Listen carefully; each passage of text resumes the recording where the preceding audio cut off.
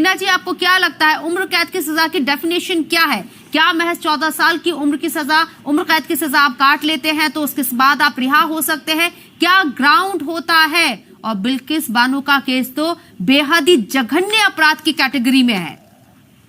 देखिए, बिल्कुल, देखिए ये जो है, अगर हम जो आपने सवाल पूछा है, हमारा जो संविधान है और जो हमारा कानून है उसके अंदर ऐसे लूप होल्स हैं कि देश के अगर प्रधानमंत्री की हत्या हो जाती है, जैसे राजीव गांधी जी की हत्या हुई, उनके जो हत्यारे हैं वो भी एक सर्टेन टाइम के बाद जेल से बाहर निकल गए।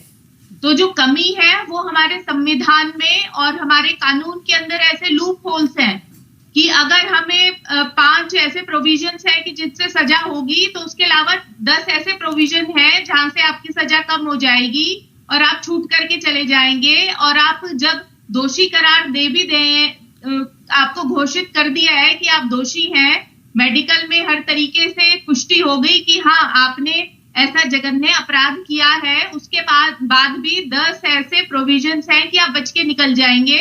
दूसरा, जो सबसे बड़ी खामी है कि ये हमारे जो इलेक्शन पॉलिसीज हैं, हमारे इलेक्शन कमीशन ने जो लॉज बनाए हुए हैं इलेक्शन कंडक्ट करने के लिए कि हम रिप्रेजेंटेटिव को हम इलेक्ट करते हैं वोट दे करके, क्यों नहीं हम ऐसा कोई कानून इस्टेब्लिश करते जहां पे हम एक फुल स्टॉप लगा दे कि अगर आप दोषी करार दे दिए गए हैं तो आप कहीं पे भी इलेक्शन नहीं लड़ सकते। आप किस तरह से लोगों को रिप्रेजेंट करेंगे, आप किस मुंह से लोगों को रिप्रेजेंट करेंगे?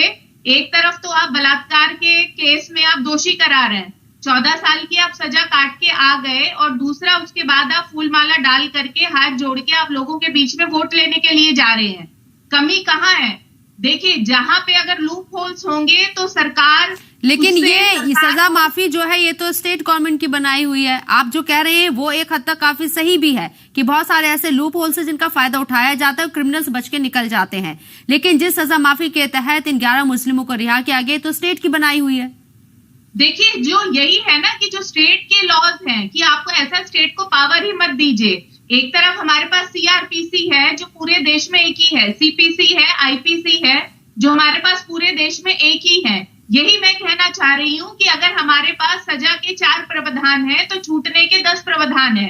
आप स्टेट को ऐसा पावर ही मत दीजिए कि आप दोषी को आप बच के निकाल दीजिए। और दूसरा, अगर आप कन्विक्ट हो गए हैं तो आपको पब्लिक लाइफ में आने का कोई हक नहीं है। संविधान के अंदर ऐसे संशोधन हो कि अब आप इलेक्शन नहीं कंटेस्ट कर सकते। दूसरा, और जहां पे अभी ये जो महिलाओं के साथ क्राइम होता है, जहां पे मेडिकल के उसमें पुष्टि हो गई, तो एक समय सीमा बांध देना चाहिए कि ट्रायल होने के बाद और दोषी करार देने के बाद, चाहे वो 6 महीने का टाइम हो, बहुत एविडेंसेस होते हैं जिससे कि 10 दिन में ही ये इस्टेब्लिश हो जाता है कि हाँ ये दोषी है। फिर कोर्ट के अंदर वो चीजें घूमती रहती हैं। अब जैसे बिल्किस के केस में भी सुप्रीम कोर्ट ने डॉक्यूमेंट मांगे हैं।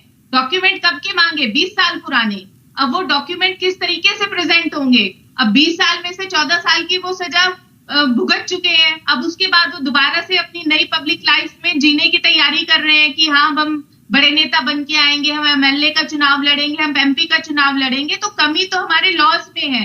अगर स्टेट की रेमिशन पॉलिसीज आ गई तो स्टेट की रेमिशन पॉलिसीज किसने बनाई है? सरकार ने बनाई है।